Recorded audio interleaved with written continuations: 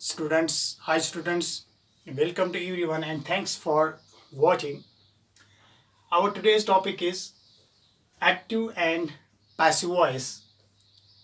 लेकिन आज जो एक्टिव एंड पैसिव वॉइस है इट्स वेरी कॉम्प्लिकेटेड और ये एक बड़ा टॉपिक है जिसको हम एक लेक्चर में हम नहीं यहाँ पर एक्सप्लेन कर पाएंगे। तो आज मैं खाली इसकी इंट्रोडक्शन दे दूंगा, यानी कि एक्टिव एंड पैसिव वॉइस किस तरह हम इसको पहचानेंगे और एक्टिव एंड पैसिव वॉइस यानी एक्टिव सेंटेंस को कैसे हम पैसिव सेंटेंस बनाएंगे, इसकी हम इंट्रोडक्शन ले लेंगे आज के टॉपिक में। So there are 6 steps to turn active sentence into passive sentence. याद रखना आप, यानी 6 ऐसे स्टेप्स हैं, टोटल 6 की स्टेप्स हैं कि to turn active sentence into passive sentence. First step क्या है? Identify the subject, the verb and the object. यानी जो आपके पास सेंटेंस आएगा, अगर वो एक्टिव सेंटेंस होगा तो आपको 3 काम करने हैं। सबसे पहले स्टेप नंबर 1 में आइडेंटिफाई आपको करना है उसमें सब्जेक्ट, यानी उस सेंटेंस में सब्जेक्ट क्या है, उसका वर्ब कौन सा है और उसका ऑब्जेक्ट कौन सा है। ठीक, मैं आपको एक एग्जांपल से ये समझाऊंगा। ये एक एक्टिव वॉइस है या एक्टिव सेंटेंस है। The children ate the cake. इसमें अगर हम देखेंगे सब्जेक्ट, तो ये रहा सब्जेक्ट, वर्ब, द वर्ब, ये रहा वर्ब, द ऑब्जेक्ट और ये रहा ऑब्जेक्ट। तो ये सबसे पहले हमें आइडेंटिफाई करना है। Step number 2, move the object to become the new subject of the sentence. Move the object, अब ये जो ऑब्जेक्ट है द केक, इसको हमें मूव करना है to become the new subject of the sentence. जब हम इसको पैसिव वॉइस बनाएंगे तो ये जो है यहाँ पर जब हम इसको मूव करेंगे तो ये बनेगा एक नया subject. Step number 3, what is the verb tense in the active sentence.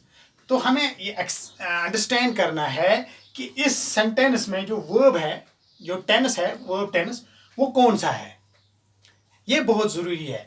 उसके बाद कंजुगेट द वर्ब बी, यानी अगर प्रेजेंट सिंपल होगा उसमें हमें बी का कौन सा वर्ब लगाना है, और अगर पास्ट सिंपल होगा तो कौन सा वर्ब लगाना है, प्रोग्रेसिव टेंस होगा तो उसके बी का कौन सा वर्ब हमें लगाना है, ये भी बहुत इंपॉर्टेंट है।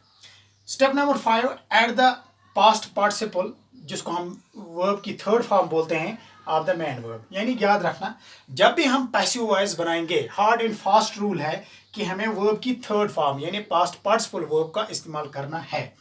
सब्जेक्ट नंबर, ये स्टेप नंबर 6 क्या है? Subject of the active sentence, यानी आपको एक्टिव सेंटेंस ये जो है उसके सब्जेक्ट पर आपको ध्यान देना है। क्या वो सिंगुलर है, क्या वो प्लूरल है, उस सूरत में आपको ऐसे ही मतलब उसको मॉडिफाई करना है।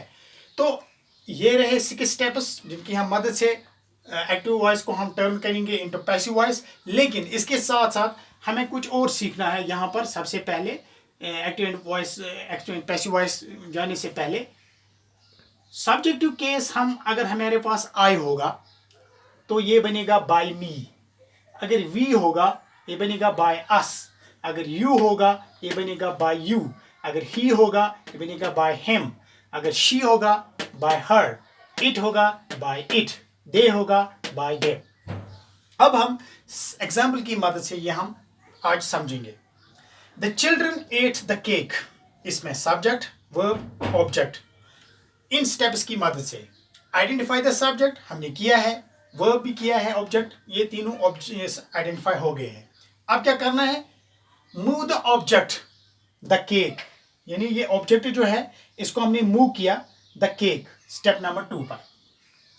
Move the object, what is the verb tense in the active sentence. इसमें वर्ब टेंस क्या है? एट, यानी ये पास्ट सिंपल है, एट द केक, यानी इसका second form of the verb, इसका मतलब ये पास्ट टेंस है, ये भी हमने आइडेंटिफाई किया है। कंजुगेट द वर्ब, क्या अब इसको हमें वर्ब बी फॉर्म का कौन सा वर्ब लगाना है? जब हम पास्ट में जाएंगे तो वॉज, इस तरह द केक वॉज। ठीक, at the participle, past participle, तो एट का पास्ट पार्टिसिपल क्या आएगा? ईटन। ठीक, उसके बाद subject of the active sentence कौन है? चिल्ड्रन। तो हम यहां पर सेंटेंस क्या आएगा?